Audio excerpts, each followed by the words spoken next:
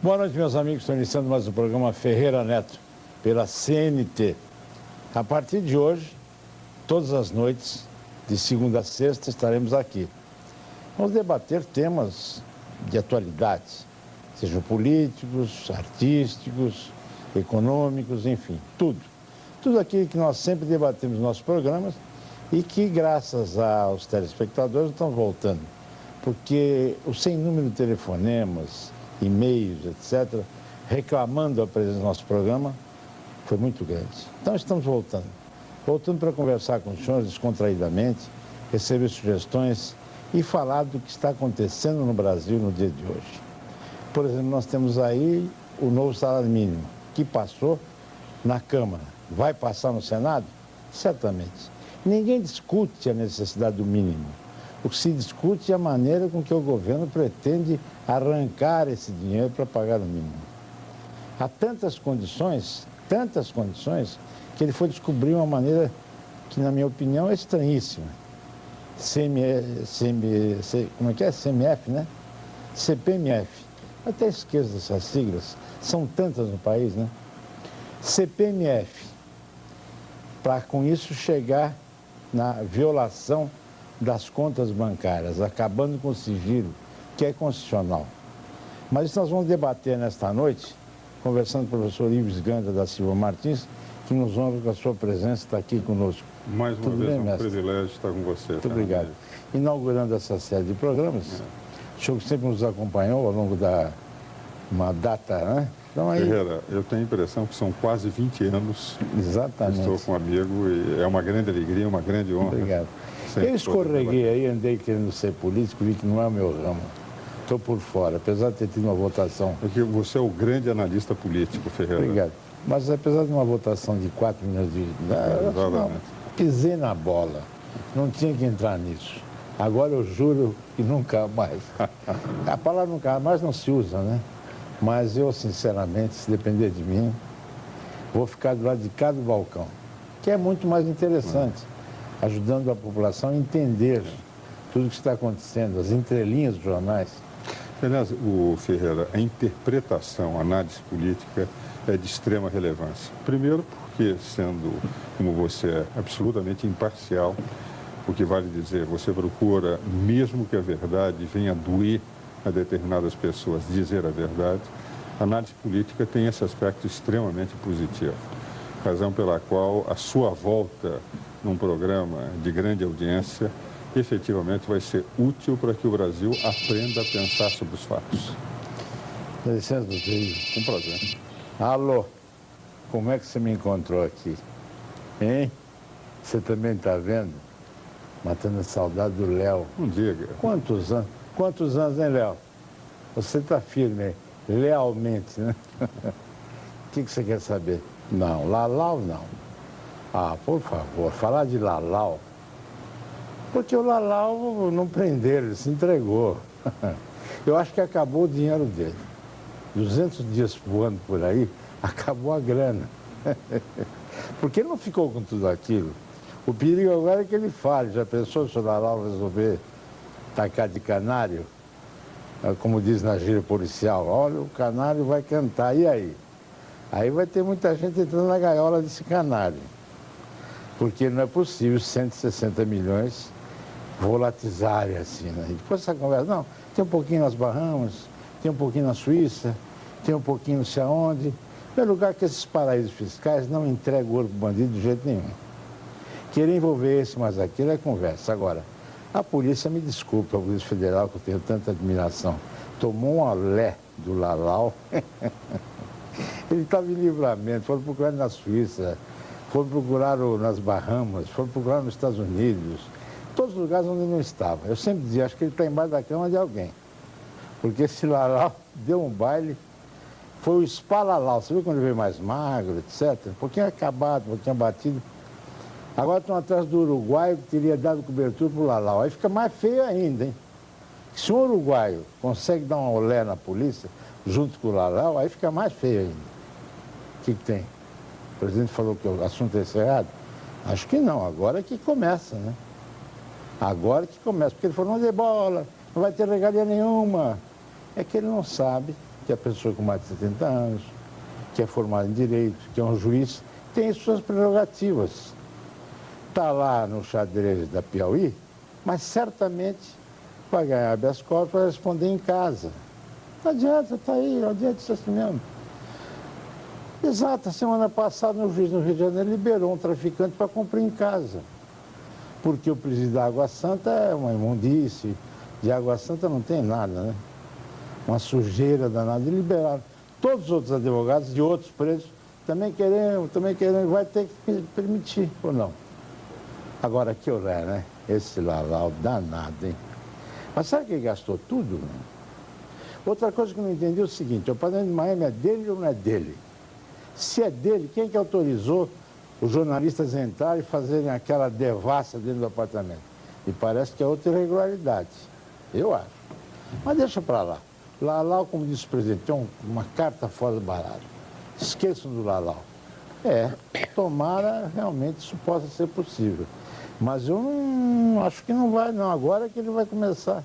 Porque vida a escolinha do PC, se ele ficar na muda, acho bom que ele vai acabar falando. Se ele falar, tem tanta gente pendurada. E o Cacciola, aquele senhor que tem em Roma, bello, andando, passando de lambreta. Esse está 1,6 bilhão e dentro do Banco Central. Não foi com a máquina na mão, não. Deram a grana para ele. Tanto que o Armindo Fraga é o testemunho de defesa dele. Você pensa que você levanta 1,6 bilhão assim? Não é fácil, né, professor Ives? Difícil, né? Não, mas tudo bem. Brasil é assim mesmo. Fique tranquilo que depois desse escândalo, outros virão. Um abraço. O Léo está aqui, está curioso, quer saber o que aconteceu. Professor Ives, vou pedir licença um rápido intervalo e volto aqui.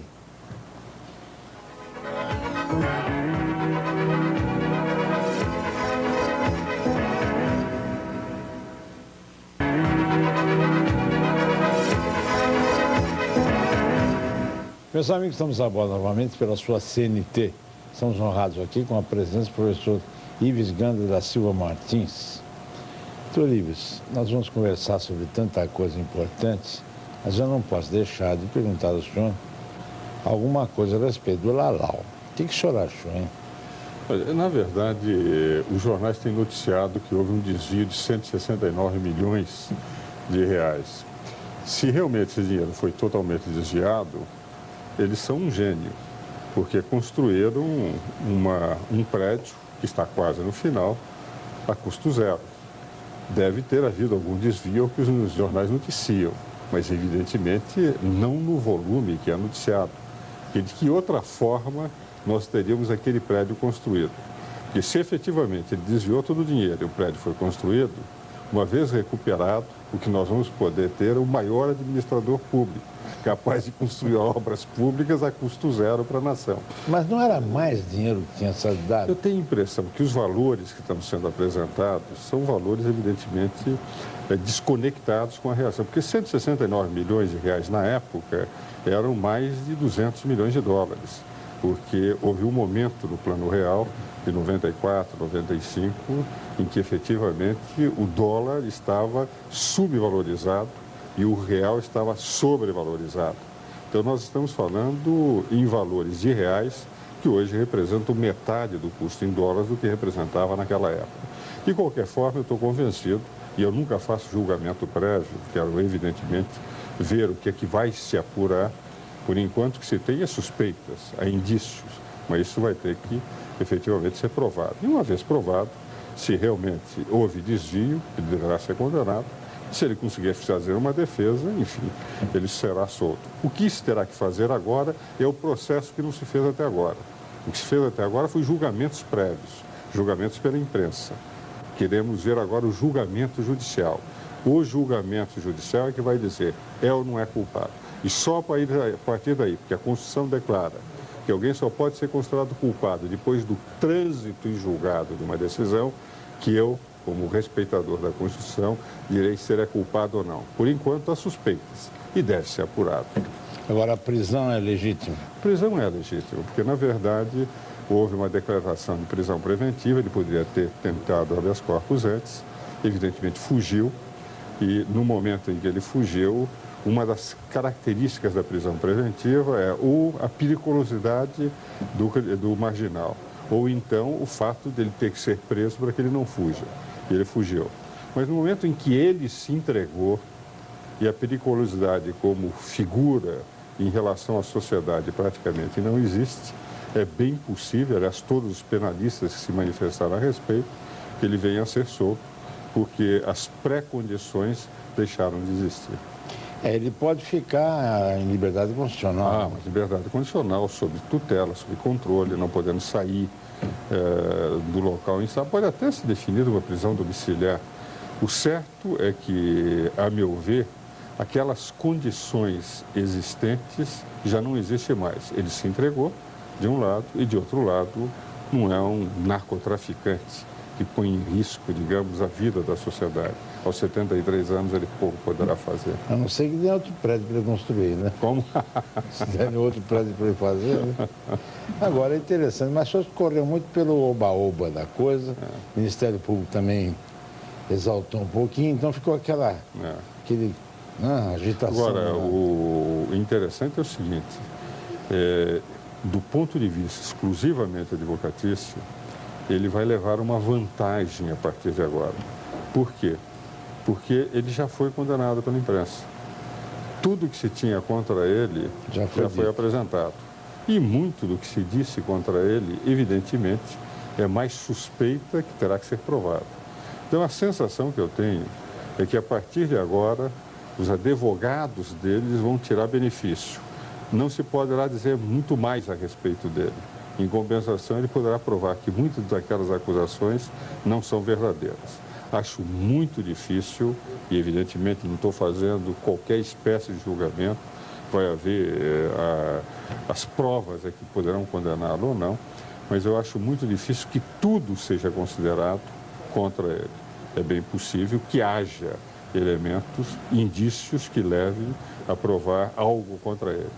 Mas ele leva, do ponto de vista advocatício, tudo que de mal poderia ser dito contra ele já foi dito. Agora, tudo que vier a favor, evidentemente, vai facilitar a defesa de seus advogados. O senhor acha que pode ser possível uma pessoa sozinha tirar esse dinheiro? Essa é uma bela pergunta, Ferreira, porque os valores são muito elevados, né, para que... Não cabe numa pastinha, né? Essa indagação é que vai ser provada no processo. É verdade. E eu, como gosto de nunca acusar ninguém sem ter certeza e respeito ao artigo 5º, inciso 57 da Constituição, que alguém só pode ser considerado culpado depois do trânsito em julgado, eu estou tão curioso quanto você, Ferreira. Mas esse comportamento exaltado de certos segmentos leva a opinião pública a uma conclusão já, né? Normalmente, quando alguém, e eu tenho colocado isso, saiu um livro meu agora chamado A Era das Contradições, que eu vou mandar para você, Ferreira, e eu tenho um capítulo sobre as contradições da mídia.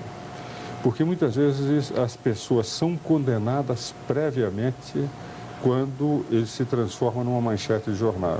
Nós tivemos o caso da Escola da Base, que talvez seja o caso mais dramático que se teve. Então, a impressão que eu tenho é que, efetivamente, a pessoa, no momento em que entra, é muito difícil, entende, que ela consegue se liberar, mesmo libertar dessas amarras, mesmo quando prova a sua inocência. Vai sobrar. Mas sempre vai ficar uma marca, né? De qualquer maneira, eu digo, nesse caso em concreto, eu estou tão curioso quanto você. O certo é que ele se entregou e não foi preso. E o fato de ter se entregue no momento em que, durante 5 meses, se fez uma verdadeira caça, né, com policiais, é outro aspecto que também me causa muita surpresa. Por que é que ele não foi preso antes? Essa pergunta eu me faço, você deve estar se fazendo e todo mundo se faz. Ele devia estar embaixo da cama de alguém importante. Mas, professor Ives, o Congresso, no caso específico, a Câmara, aprovou no mínimo. Mas, para recolher o numerário para isso, o governo foi para cima do CPMF, pretende cruzar as informações rompendo o sigilo bancário. Isso vem causando espécie. Muita gente está recriminando. Qual é o seu ponto de vista? O ponto de vista é o seguinte, se for aprovada a lei, eu brincava com um dos futuros convidados, que é médico, que escreveu um livro sobre AIDS, que você vai entrevistar daqui a pouco. Dr. Veronese. Dr. Veronese. O que eu digo é que esta lei, se viesse aprovada, nasce com AIDS jurídica, condenada à morte, porque não vai passar pelo teste de constitucionalidade supremo. E não sou eu que estou dizendo, Ferreira, porque se eu dissesse um advogado, evidentemente vão dizer, não, como advogado, está acostumado a advogar. Agora, o vice-presidente do Supremo Tribunal Federal, eu estou falando do ministro Marco Aurélio de Mello, vice-presidente antecipou a sua posição, dizendo que dificilmente isso passará no Supremo. O presidente do Superior Tribunal de Justiça, ministro Costa Leite, declara que é absolutamente inconstitucional. Diversos ministros já anteciparam sua posição antes da aprovação.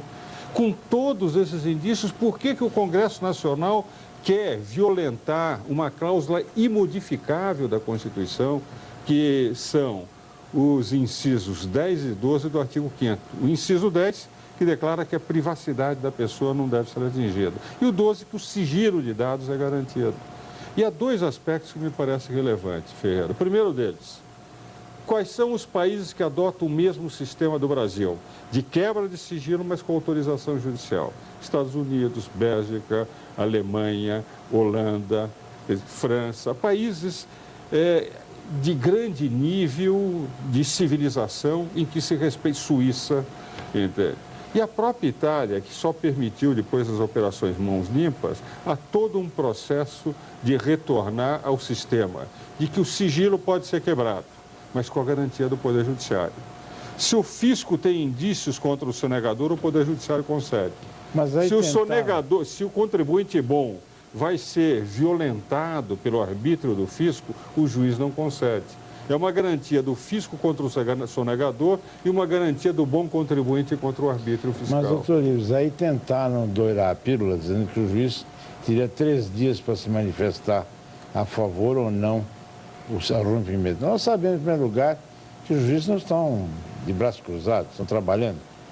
Como é que vai se conseguir de um juiz, numa instância tão rápida, que diga pode ou não pode? Não, eu quero só dar um dado. O Supremo Tribunal Federal tem 80 mil processos por ano e são 11 ministros. O Tribunal Superior do Trabalho tem mais de 200 mil processos por ano e são 17 ministros. O Superior Tribunal de Justiça tem 33 ministros e 130 mil processos por ano. Cada juiz no Brasil, são apenas 12 mil juízes no Brasil, para 165 milhões de habitantes, estão repletos de processos. Colocar um prazo desses é absolutamente inviável.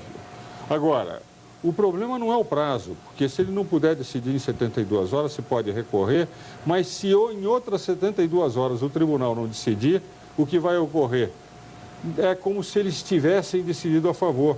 Não é a favor do cidadão que tem a proteção constitucional, mas é a favor do fisco, que daí está autorizado a quebrar sem autorização judicial. É o mecanismo da medida provisória. Se não aprovarem, vai em frente. Mas a medida provisória, a semana passada eu defendi no Supremo Tribunal Federal, fiz uma sustentação oral, este caso do governo do Amazonas.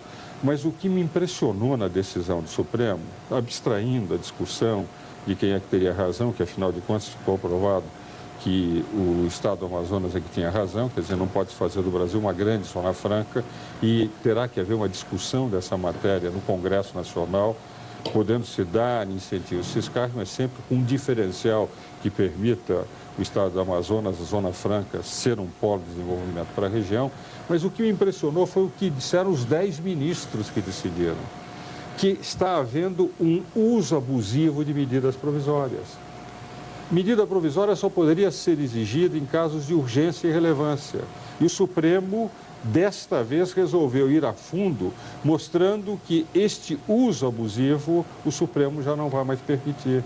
Basta dizer que, neste caso, declarou que, para incentivos fiscais, todas as medidas provisórias que criam incentivos a curto prazo são inconstitucionais, porque não permite o controle pelo judiciário. E a longo prazo falta o requisito de urgência. Pode-se mandar através do projeto de lei. Agora, interessante porque o governo que, pelo menos politicamente, sempre condenou o entulho do autoritarismo, pratica o autoritarismo porque a medida provisória é o decreto-lei. muito pior que o decreto-lei. Mas Porque o decreto-lei, Ferreira, lembra-se quando nós fazíamos os programas 16, 17 anos atrás, à luz da Constituição anterior a 88, o decreto só poderia ser sobre servidores, finanças públicas e questões de segurança nacional. Medida provisória pode-se fazer medida provisória sobre tudo. Qualquer coisa. Sobre né? qualquer coisa. E o aspecto negativo, ô Ferreira, na casa das medidas provisórias, é que o legislador deixou de ser legislador, que é o Poder Legislativo. Quem legisla é a medida provisória. Nesse caso, o que eu defendi a semana passada no Supremo, o que me impressionou, houve uma das medidas provisórias sucessivamente prorrogadas, uma delas foi convertida em lei. E sabe o que fez o governo? Apesar de ter sido convertida em lei, 30 dias depois ele prorrogou a medida provisória que já não existia mais porque já tinha sido convertida em lei. Então foi prorrogando o que não existia. Tal é o hábito de fazer. Eu digo o seguinte, o verdadeiro poder legislativo do Brasil é o executivo. Ele legisla por medidas provisórias. E cabe ao Congresso Nacional promulgar emendas constitucionais, porque ele já não legisla ordinariamente, porque não dá tempo. Ora, nós temos que permitir a medida provisória, sempre em casos de urgência e de relevância, e não como o hábito normal, o instrumento normal, o mecanismo normal de legislação. E creio que o Supremo Tribunal Federal, no julgamento da semana passada, procurou sinalizar para o Executivo: tomem cautela a partir de agora, legislem por medidas provisórias só em casos de urgência e relevância, e não como uma forma normal, habitual de legislação. Agora, professor Luiz, voltando ao salário mínimo, é uma questão interessante, porque a nível público é antipático falar que está errado, do jeito que é o aumento. Eu diria até que o aumento é miserável, R$180 não é nada. Agora, se colocou para os parlamentares a coisa de uma maneira assim de pressão popular. Aquela marcha para Brasília, não sei o quê, etc. Então o parlamentar aprovou para tirar a batata quente de cima dele. Porque, na verdade, toda essa inconstitucionalidade que o senhor está apontando aí, eles não estão querendo reconhecer. Além do que, eles não têm como quantificar o que vai representar a quebra de sigilo bancário. Por que eles não podem quantificar? É que ninguém sabe o que isso vai representar. Mas, professor, só para acrescentar, isso é mais ou menos como se um prefeito resolver fazer o seu orçamento em cima de multas de trânsito. Exatamente. Se amanhã todo mundo for comportadinho, quebrou o orçamento. Vamos admitir que com toda essa mudança aí, ninguém esteja cometendo nenhuma evasão, nenhum ato ilícito, etc., todo mundo pagando direitinho. Onde é que ele vai buscar o dinheiro? Não vai buscar. E mais do que isso, Ferreira, há dois problemas seríssimos. Eu sou favorável a que se tenha salários mais Claro, líquidos. isso é... Mas, de rigor, o aumento por lei vai trazer o seguinte: para municípios e estados que não tenham condições, porque eles serão obrigados a pagar para aposentadoria também a mesma coisa, eles vão ter sérias dificuldades nos seus orçamentos. E o segundo ponto: a lei de responsabilidade fiscal exige uma contração de despesas. Como é que eles vão contrair despesas de um lado se estão aumentando as despesas através de uma aposentadoria maior pelo aumento do salário mínimo? Eu quero, o ano que vem, verificar como é que se aplicará uma lei de contração de despesas com a aprovação de uma outra que faz com que essas despesas sejam alargadas. Professor Luiz, mais um intervalinho, voltamos aqui, Perfeito. que o assunto é muito interessante e diz respeito ao bolso do cidadão, não só do assalariado, mas de todos nós. Exatamente. Um intervalo.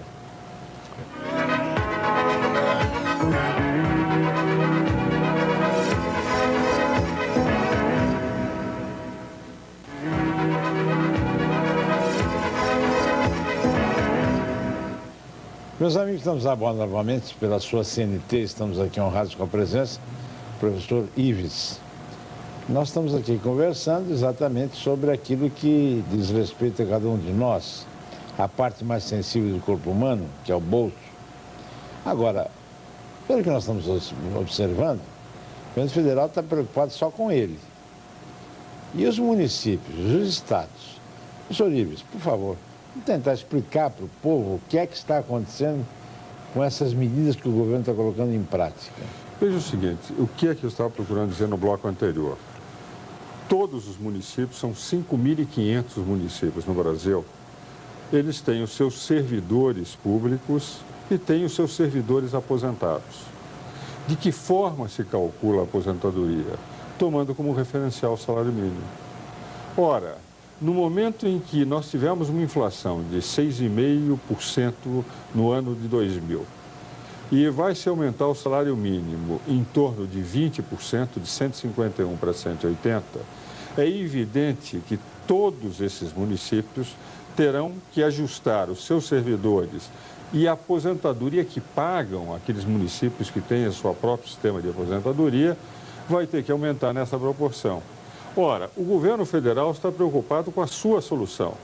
Eu vou aumentar de um lado, vou ter umas despesas maiores de aposentadoria, mas de outro lado terei a receita decorrente da quebra do sigilo bancário, da norma anti-elisão, que também é inconstitucional, e, entretanto, está mais ou menos tranquilo. Agora, estados e municípios não vão ter a mesma flexibilidade tributária.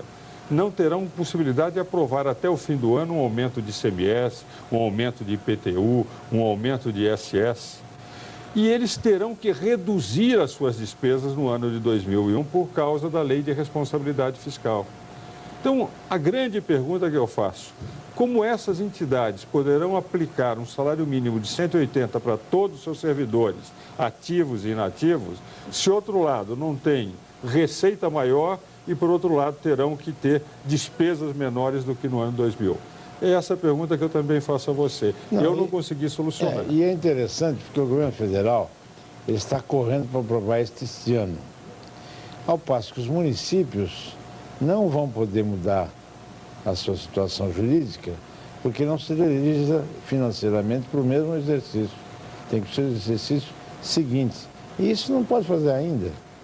Não, e eles estão aprovando a lei orçamentária em que isto não está sendo considerado. Exatamente, porque não está pronto. Eles dizem que como isso só entrará em vigor no mês de abril do ano que vem, mas a partir de abril eles terão que reajustar os seus salários, os seus subsídios, utilizando a expressão constitucional. Enfim, é o tipo da equação em que, para alguns, 2 mais 2 não são necessariamente 4. Razão pela qual nós vamos ter que aprender essa nova matemática no ano de 2001. Agora, professor Ives, deixa eu ver outra maneira de reforçar o caixa do governo federal. É interessante. Sem ser isso. Eu tenho defendido a tese, quanto mais se eleva a carga tributária, menos desenvolvimento existe, mais sonegação. Claro. Quando se reduz a carga tributária, o que se tem é desenvolvimento e maior arrecadação. Eu me lembro em 87, quando se reduziu de 55% para 25%, era o Evani Silva, o secretário adjunto da Receita Federal, o imposto de renda das pessoas físicas, 55% para 25%. Naquele ano se recolheu mais imposto de renda de pessoa física do que no ano anterior. Por quê? 55% é tentador para sonegar, 25% já não era mais. Ora, o que nós estamos tendo é um aumento da carga tributária de uma forma brutal. Quando o presidente Fernando Henrique, então ministro da Fazenda, assumiu, a carga estava em torno de 25% a 26%. Hoje, oficialmente, está em torno de 31,5%.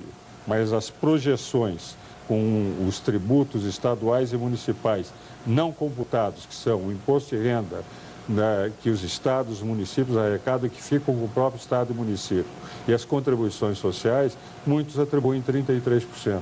Houve aumento de arrecadação, não necessariamente desenvolvimento, e, ao contrário, uma perda de qualidade do serviço público. Além do imposto cascata, né? O Brasil é o único país que faz 2 erros monumentais. Não tem política tributária. Exporta tributos, e nós temos saldo negativo na balança comercial, e tributa a circulação de dinheiro, nós temos os juros mais elevados do mundo. Nós, com a CPMF, encarecemos o custo do dinheiro.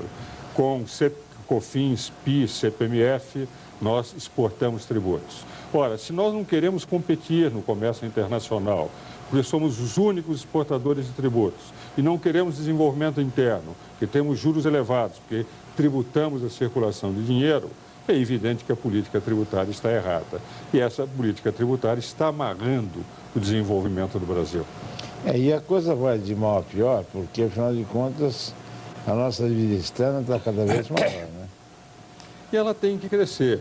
As contas externas brasileiras devem, este ano, fechar com um déficit de 26 bilhões de dólares. Para que se tenha noção que representam 26 bilhões de dólares, o PIB da Bolívia é de 8 bilhões. Seriam mais do que 3 PIBs da Bolívia, é o déficit nas nossas contas externas. Ora, este ano só não tivemos déficit maior porque entrou dinheiro de privatização. Agora, no momento em que acabarem as privatizações e tivermos que pagar dividendos para fora, esta conta cresce. Qual é a grande crise da Argentina? Eles venderam todo o seu patrimônio, deixou de entrar dinheiro e, a partir daí, eles perceberam que já não tinham como controlar a sua administração. Hoje, o que nós corremos, efetivamente, risco é que, apesar de uma certa euforia na economia, as nossas contas externas estão com um déficit monumental, 26 bilhões é muito grande, os nossos ativos estão sendo vendidos e os capitais estrangeiros que estão entrando legitimamente, quando ganharem aqui, vão remeter dividendos. E quando nós não tivermos o que privatizar e continuarmos tributando a exportação, portanto, com saldos negativos na balança comercial, nós corremos o risco de ter um déficit ainda maior nas contas externas e podemos chegar a uma crise igual à Argentina. Por esta razão é que teremos que mudar a política tributária do Brasil. Infelizmente, há 6 anos, por rádio, nós temos discutido que a reforma tributária não anda, que não há interesse e, fundamentalmente, na minha opinião, por parte do governo, que tem uma arrecadação forte e fácil com esses tributos que são de política tributária do século passado. Bom, e a privatização não foi um modelo, né? Não foi uma Brastemp, né? Na privatização eles receberam quase 100 bilhões de dólares. Mas agora é o seguinte, com a remessa de lucro... todo ano isso vai crescer. E essa remessa não é feita em real, é feita em dólar. Portanto, nós não temos uma maquininha para converter real em dólar. Aliás, este, na minha opinião, é o grande ponto que o presidente do Banco Central, que é um homem com uma grande capacidade de operar, eu considero um excepcional operador de mercado, vai ter que pensar seriamente no futuro. O drama argentino foi esse: tinham estabilidade enquanto tinham ativos a vender. Deixaram de ter ativos a vender porque venderam tudo e, num determinado momento, ficaram sem nada, remessas para o exterior, câmbio absolutamente congelado. E hoje nós estamos vendo a crise argentina, que indiretamente está afetando todos os países da América Latina. E aqui no Brasil, com agravantes, que boa parte da privatização foi subsidiada pelo BNDES, né? Aliás, esse é outro dado interessante, não é? Porque nós não preservamos grupos nacionais. Nós tivemos um grande processo de desnacionalização. Eu acho bem-vindo o capital estrangeiro, mas, como dizia Antônio Hermílio de Moraes, que viesse para construir novos empreendimentos e não para comprar ativos já existentes. Na verdade, esse capital que entrou sem custo praticamente nenhum, com moeda desvalorizada de um lado e, de outro lado, ativos que já tinham sido construídos por brasileiros. E é evidente que não houve, portanto, um crescimento, um desenvolvimento econômico nacional, mas, ao contrário, a entrada de recursos para a compra de ativos existentes que um dia vão ter que gerar dividendos para fora. Enfim, são grandes indagações para a nossa economia no ano 2020. Agora, professor Ives, eu sei que nós não podemos ter uma bola de cristal, né? Mas a gente sente as coisas. Eu circulo de quando em vez em supermercados, etc. Nós temos mesmo essa deflação, essa inflação 0 a 0 aí, ou eu que estou vendo com olho diferente?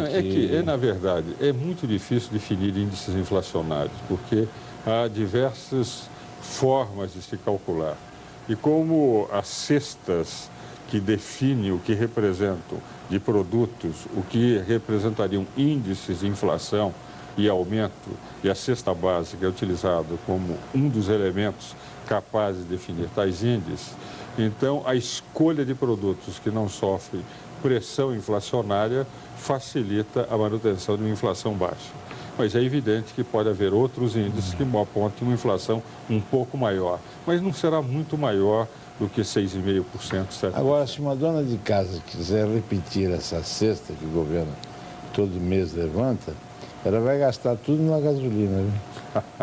Bem, e é outro problema. Embora a gasolina, o petróleo tenha caído um pouco, é uma das grandes indagações no ano 2001, como é que vai se comportar o preço do petróleo para o mundo inteiro. E agora a Europa está entrando no inverno, vamos ver qual é o consumo que eles terão e se haverá petróleo suficiente ao preço que eles já conseguiram derrubar no mercado.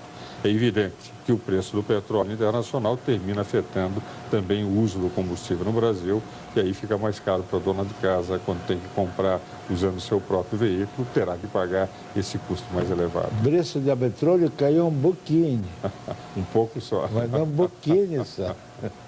Professor Ives, muito obrigado pela sua presença. Para mim foi um privilégio, mais uma vez, Ferreira Neto, estar aqui com você. Sempre uma grande honra e uma grande alegria. Para nós também, inaugurando nosso programa pela CNT com sua presença, é muito importante. Muito obrigado. Prazer em ver. Da mesma forma. Vamos então intervalinho e na volta nós vamos falar sobre medicina. Vamos falar sobre a medicina complementar, que no passado se dizia medicina alternativa, acupuntura, remédios naturais, etc. Mas hoje não. Hoje a ciência descobriu que a medicina é complementar. Uma coisa completa a outra. Isso é importantíssimo. Vamos conversar aqui com o professor Ricardo Veronese e com o professor Genari. Vamos ao intervalo.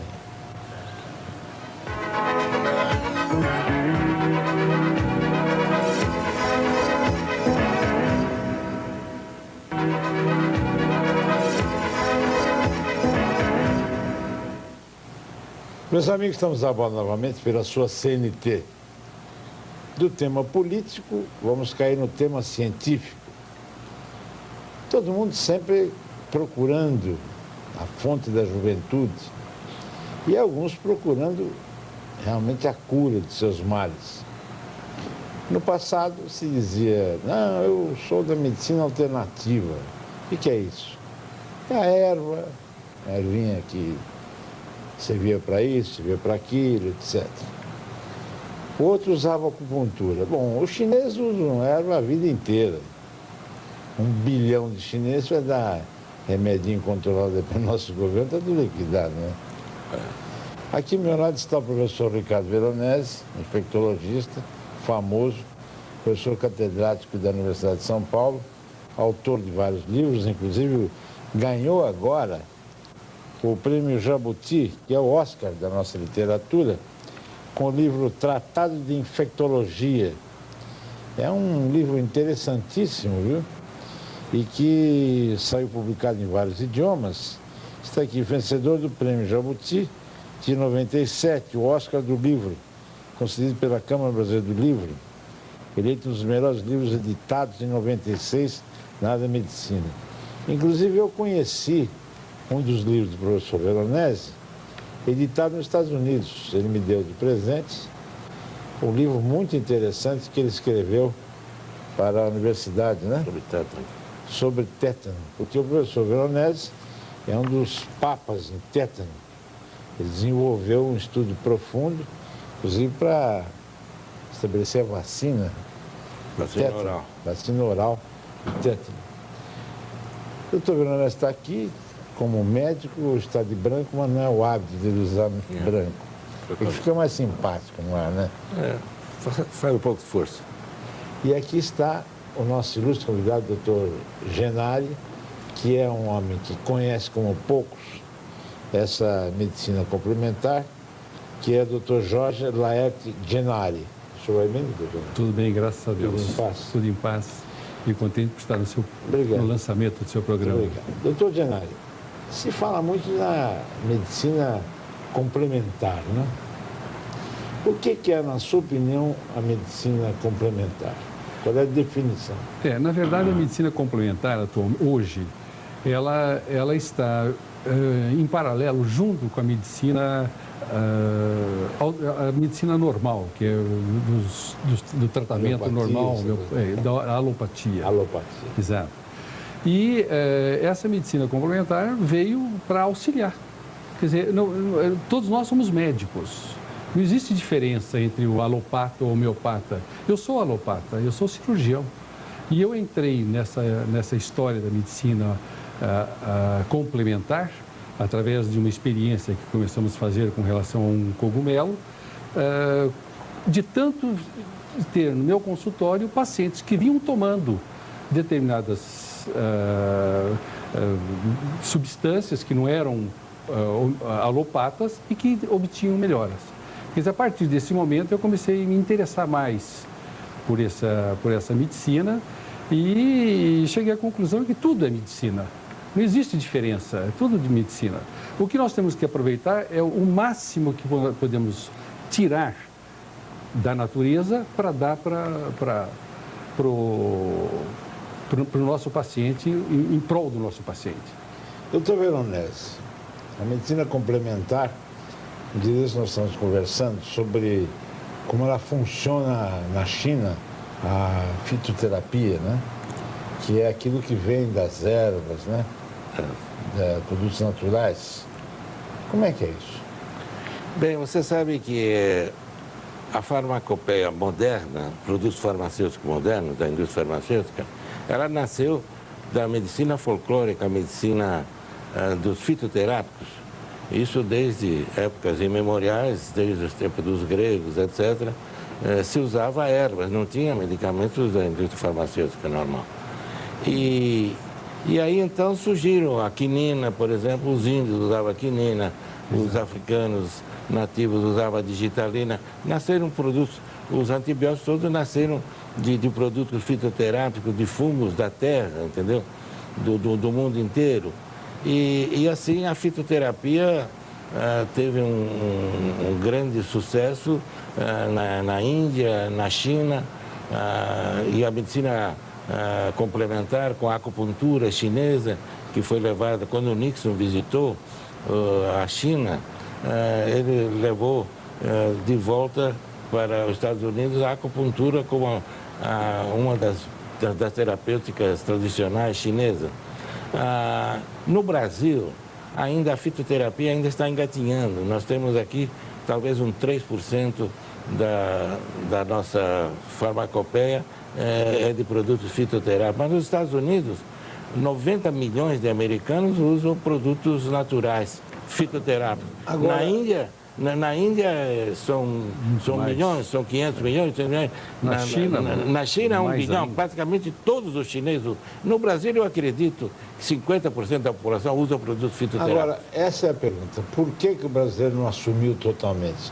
Porque ele tem desconfianças ou porque os laboratórios não têm interesse? O que impede que o brasileiro, como o chinês, como o indiano, como outros povos, como o próprio americano, usa essa medicina complementar? Bem, é que a indústria farmacêutica tem um poderio de propaganda tremendo. Ela sustenta congressos médicos, dá bolsas de estudos, etc. E isso, os produtos fitoterápicos não têm. As farmácias que produzem, que vendem esses fitoterápicos, nós temos centenas, milhares no Brasil. Você entra numa farmácia de produtos fitoterápicos, você tem um remédio para câncer, tem 2 ou 3 ervas aqui, tem remédio para diabetes, que funciona muito bem. Mas no Brasil, inclusive, a fitoterapia na escola de farmácia, eu conversei com o professor Olga, o diretor, ela está engatinhando agora, não tem desenvolvimento, porque não há um interesse. Então, e há, inclusive... O laboratório que... existe um poder econômico por trás disso, né? Um poder econômico que está obstruindo a passagem. Porque o produto fitoterápico é muito mais barato. Claro, entendeu? Exato. É da natureza. Mas o que tem de gente que anonimamente usa produto fitoterápico são milhões de pessoas. Agora, professor Veronese, professor Genari, eu acho que a grande dificuldade é no aconselhamento. Quem é que vai dizer, você toma isso, você toma um chá disso, um chá daquilo? Esse é o problema, né? O brasileiro fica mais na crença popular, né? Então como é aquele ipê roxo, sei lá o quê, de pau roxo, não é isso? Casca de ipê roxo. Casca de ipê roxo, cáscara sagrada, não sei o que lá. Então, quer dizer, nessa altura, quem é que poderia dizer exatamente tais e tais e tais produtos são para isso.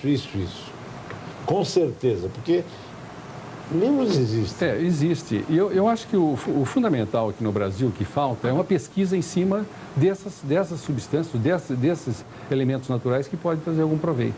Agora, os senhores são dois médicos que optam por esse tipo de tratamento. Quantos médicos, na sua opinião, um percentual aí, que realmente estão voltados para essa... É muito pouco. Pouco. Muito pouco. Não há muita credibilidade com relação aos produtos fitoterápicos. Exato. Nós temos hoje, e vai ser o trabalho meu, doutor Genário e outros médicos que estão nessa cruzada, de nós provarmos por métodos de laboratório, pela farmacologia moderna, qual o funcionamento dessa droga. Então nós temos, por exemplo, o doutor Genário demonstrou experimentalmente, ele trabalhou com esse produto, esse cogumelo Agaricus sylvaticus. Ele levou aos Estados Unidos, levou ao Japão para verificar qual era a substância ativa que estava presente, e ali viu que era, dentre outras, era o beta-glucan e mais uma outra substância, e ele então passou a estudar isso para cumprir as exigências que a farmacologia moderna exige. Então, hoje, eu estou empenhado também em fazer um protocolo, inclusive, que nós vamos apresentar à FAPESP, com subsídio da FAPESP e bolsas, para nós estudarmos, então, realmente qual é a substância ativa, se ela pode ser sintetizada, porque nós estamos verificando, e eu verifiquei isso pessoalmente, o Dr. Genário está sabendo, um cliente nosso, que aumentou as suas células NK. A NK é a célula do sistema imunológico, célula natural que ela mata vírus de AIDS, ela mata célula cancerosa, entendeu? Então, e ela com mais o CD8, o citotóxico, são elementos de imunidade celular. E isso é o que está no cerne dessa atividade, dessas drogas, é essa célula NK. Se a célula NK aumenta, então aí ela aumenta também o interferon, aumenta Agora, todos nós temos essa NK no organismo? Nós temos a NK. O que precisa estimular essa célula NK e especificamente para que ela combata uma célula cancerosa ou um vírus da AIDS. Está verificado, por exemplo, observações em que indivíduos se curaram da AIDS com o cogumelo. Exato. O cogumelo este ou outro, ou outra substância, tem carnova, tem outras substâncias no Japão, tem cogumelos que foram... E lá o produto é aprovado, inclusive... Agora, doutor Veronese, quem está vendo o senhor e eu conhece, deve ter uma curiosidade. Por que o doutor Ricardo Veronese, que a vida inteira foi um pesquisador, foi um cientista, lidando com aquilo que nós conhecemos como medicina convencional, tradicional, de repente muda 180 graus e passa a falar sobre essa fitoterapia, sobre o cogumelo, sobre qualquer coisa que esteja aí, né? Exato. Essa imunidade. Mas eu vou te dizer, Ferreira, onde nasceu. A imunidade celular, ela nasceu praticamente há uns 20 ou 30 anos. Não se conhecia a imunidade celular, os elementos que dela participam. Exato. Essa célula CD4, CD8, CD56, NK, CD8, citotóxico. Foi um impulso, ela teve com a AIDS, ela surgiu com a AIDS. Que aí se verificou que eram essas células da imunidade celular que eram destruídas, então, pelo vírus da AIDS.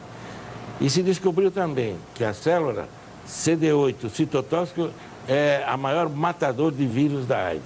Inclusive, Gallo, Montagnier, Merga, os grandes pesquisadores em AIDS, chegaram à conclusão de que esses coquetéis que existem aí, que são caríssimos, há uma intolerância muito grande, ele consegue erradicar o vírus do sangue, mas não consegue erradicar o vírus dos órgãos, dos gânglios, da medula, etc.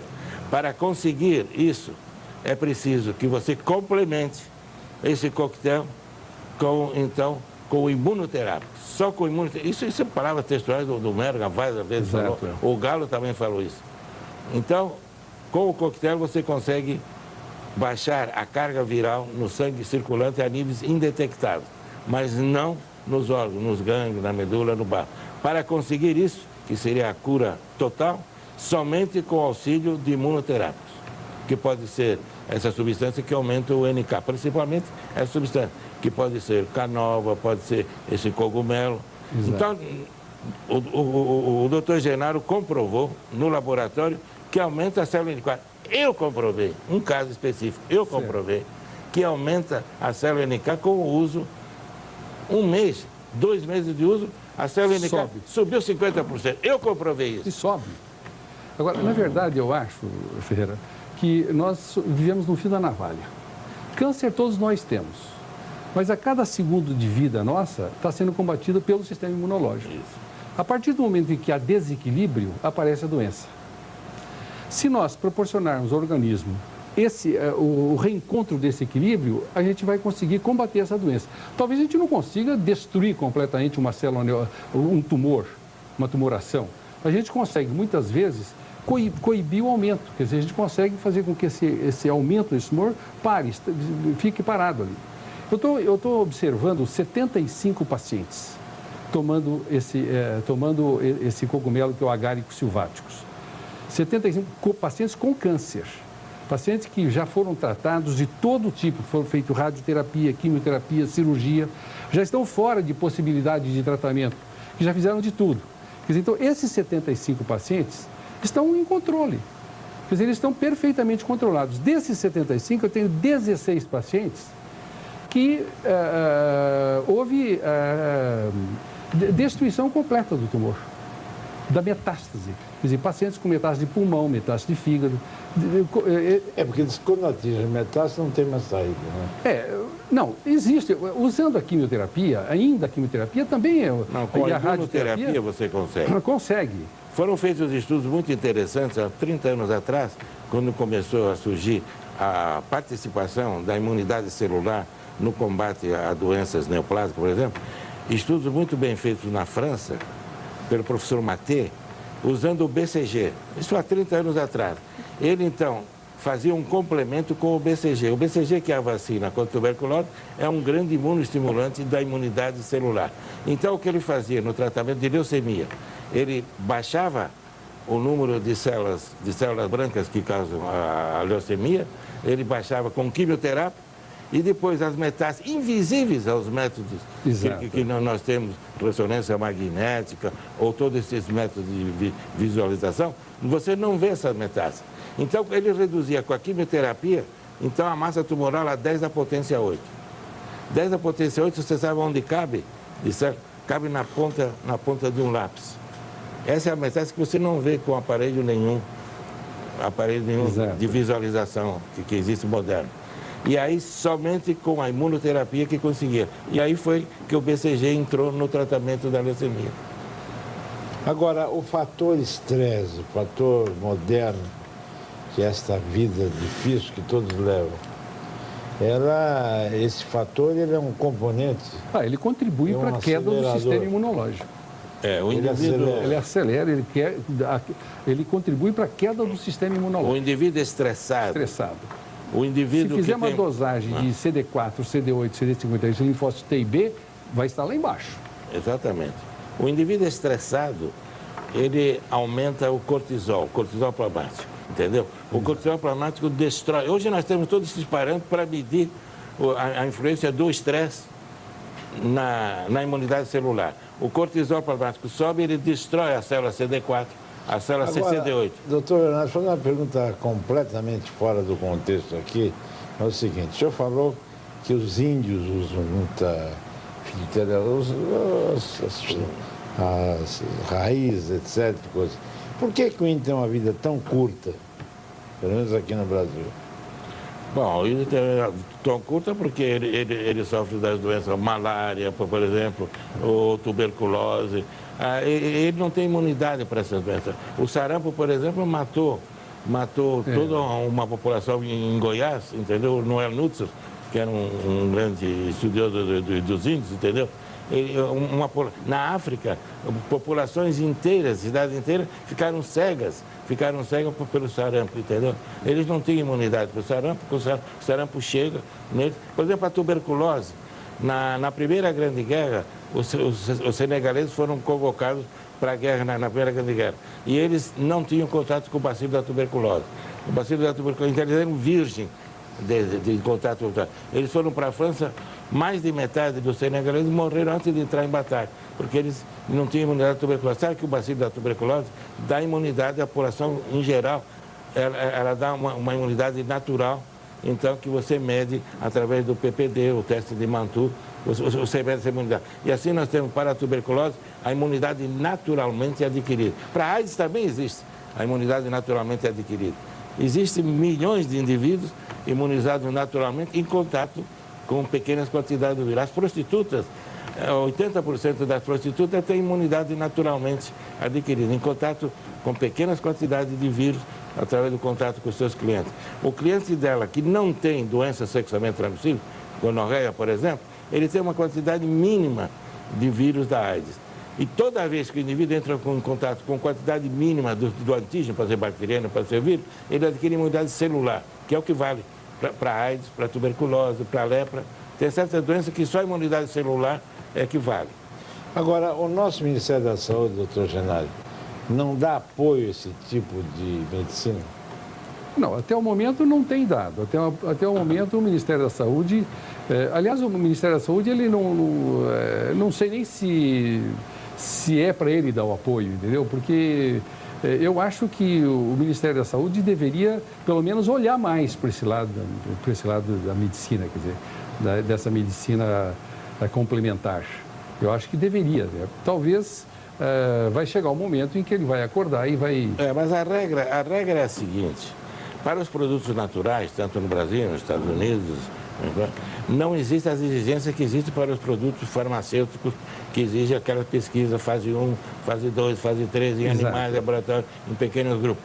Para os produtos naturais não existe assim. Mesmo o Food and Drug Administration, o British Drug Council, que controla a coisa, eles não existem. A vigilância sanitária no Brasil também, a única coisa é que você precisa licenciar o produto para se não tem toxicidade, esterilidade, mas não precisa entrar naquele processamento todo para provar que o medicamento funciona para câncer ou funciona para diabetes e nada. Certo. O grande laboratório é o povo. É o povo que usa e que diz. E assim se fez. Se fez na Índia, se fez na China, se faz nos Estados Unidos. Entendi. Agora, a gente fica realmente curioso, porque você vê tanta gente sendo vítima disso, daquilo, né? E, na verdade, às vezes a cura está aí. E as pessoas não têm conhecimento, não têm informações a respeito. Mas uma grande influência também, me desculpe de interromper, uma grande influência é a fé que você tem naquilo que você está tomando. Bom, eu já vi que o doutor Hernandes mudou completamente, porque ele era um pesquisador, um homem que sempre foi fundo. Mas continua nas sendo. Questões. Não, mas você eu vê... não falei que ele deixou de ser. Apenas que, de repente, ele agora está assim um pouco mais místico. Você vê essas curas, os cultos nas igrejas, os vários cultos que nós temos, as curas que se fazem. Por quê? Porque o indivíduo acredita naquele que está na palavra, ou mesmo na igreja católica, entendeu? Ele tem fé. Pode ser água com açúcar, ele tem fé. O que acontece? O indivíduo tem fé, então aquela ansiedade dele cai. Entendeu? Aquela ansiedade cai. Aquele estresse dele cai. Então, o cortisol plasmático dele não sobe e ele começa, então, a ter um aumento dessas células do sistema imunitário celular. Hoje nós temos parâmetros para medir a ação da fé. A ação da fé. Se você tem fé no teu médico, entendeu? Isso já funciona. E funciona nas igrejas. Bom, o senhor sabe que nessa época de grande velocidade, templo é dinheiro, né? Mas deixa eu ver aqui o livro que o senhor preparou aí. Bom, nesse livro, é porque nós dissemos, esse cogumelo, por exemplo, ele aumenta a célula NK. A célula NK e a célula CD8 citotrófica destrói o vírus da AIDS. Os grandes entendidos em AIDS, Roberto Gallo, o Montagnier, etc., eles disseram, para ter a cura definitiva, a erradicação do vírus, é preciso complementar o tratamento dos coquetéis com a imunoterapia. E isso é que esse livro já fala disso. É um livro que eles são um dos últimos que nós lançamos, que é esse livro, então, sobre HIV, com colaboração maiores autoridades dos Estados Unidos, do Brasil e da Europa. Deixa eu ver aqui como é que é. HIV AIDS, retrovisores humanos. Que mais aqui? Etiologia, patogenia, patologia clínica, tratamento e prevenção. Muito bom. Com o doutor Focaccia, doutor Ricardo Veronese, André Vilela Lomar. Muito bom. Bom, eu fico feliz de receber a presença dos senhores aqui e, evidentemente, me reservando para um novo convite para a gente falar sobre o assunto, porque eu sei que o telespectador, nessa altura do campeonato, está extremamente curioso. Certo. O simples chazinho de hortelã, que desde criança a gente toma, é um fitoterápico, não é? E se você tomar com fé, então, funciona melhor ainda. Bom, muito obrigado, doutor Genaro. Muito obrigado. Eu quero me congratular com você por essa reentrée Muito obrigado. aqui e nos convidar, então agradeço o convite. obrigado. E parabéns para a CNT também em ter este obrigado. programa da reentrée do Ferreira. Muito obrigado. Bem, meus amigos, chegamos ao final de mais um programa Ferreira Neto pela sua CNT. Nós vamos encerrando nosso programa de hoje. O que foi, meu caro amigo? O quê? Ah, tem um comercial? Ah, é que aqui ao vivo a gente nunca sabe. Está me dando informação ao vivo que agora teremos um rápido comercial e voltamos aqui. A Rádio Doutor Veronese fica mais um pouquinho então com a gente. Ah, vai continuar?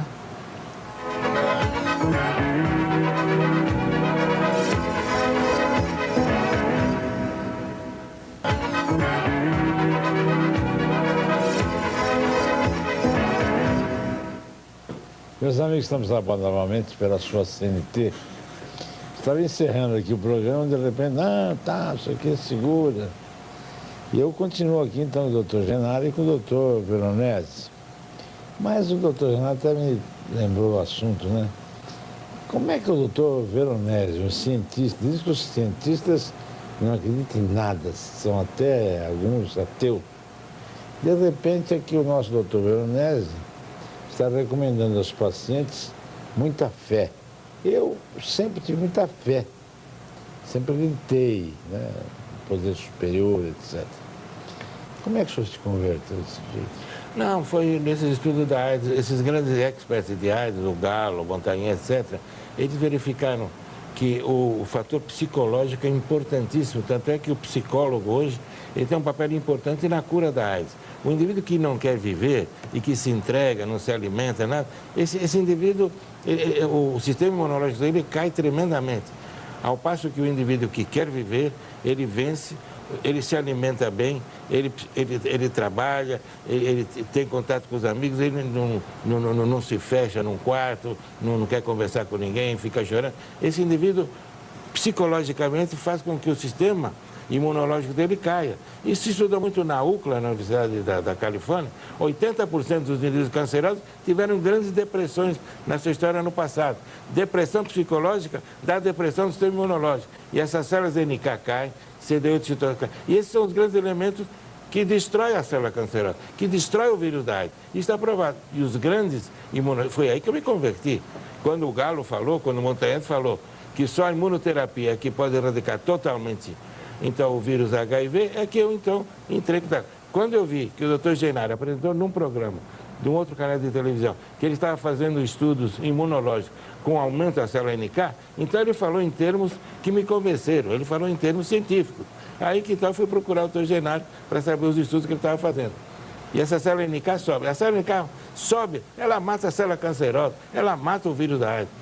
E o senhor me falou que tinha um médico conhecido que era ateu, digamos assim, e que se converteu. Alex Carrel. Alex Carrel foi o pioneiro da cultura de tecido. A cultura de tecidos animais, ele descobriu um meio de cultura em que esses tecidos cresciam e se multiplicavam. E ele era ateu e ele foi convidado a chefiar uma delegação médica que foi à França, a Lourdes, para ver se tem algum milagre na célula dele. E ele viu uma senhora com câncer se curar diante da nossa... Aí ele se converteu, ele era um ateu, entendeu? Um grande cientista, um grande pesquisador, diante daquele se converteu, então, ao catolicismo. O senhor acha que, evidentemente, com todo o respeito, né, abordar um tema tão delicado, que o que está dando energia ao governador Mário Calvas é exatamente isso, porque ele tem uma vontade de viver, Exatamente. uma tenacidade, um trabalho, está lá no palácio. Exatamente. Isso aqui está... Inclusive, o doutor Isruge, professor Isruge da Escola Paulista, um grande urologista, ele escreveu um artigo na Folha em que um dos tratamentos imunológicos de imunidade celular, que aumenta a imunidade celular, é o BCG, que impede 95% a recidiva de tumores, de neoplasias da bexiga e do rim. Isso, o doutor Isruge, dizendo o BCG, que é um desses imunoestimulantes, um dos primeiros a ser usados, entendeu? Ele, em 95% dos casos, impede a recidiva, que foi o que o nosso governador teve. Foi uma recidiva de um tumor da bexiga.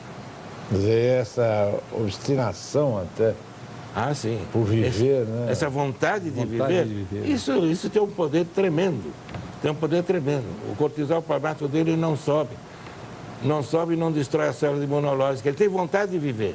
Todo ele que tem vontade de viver, então ele tem essa força interna, que hoje nós sabemos, nós medimos o que é essa força interna. É a imunidade celular. É o NK, é o CD8 citotóxico, é o CD4, CD8. Concordo, Geraldo. Concordo, gênero, número e grau. O senhor tem pacientes assim, né? Tenho pacientes assim. Eu tenho pacientes que tomam o cogumelo, que é um suplemento alimentar, quer dizer, é um suplemento nutricional, que tomam o cogumelo e 2 meses depois apresentam uma melhora incrível. Tem outros pacientes que demoram 4, 5, 6 meses. Quer dizer, qual a diferença? Acreditando, né? Aquele acredita. Ele acreditou que aquilo lá vai fazer bem. Muito bom.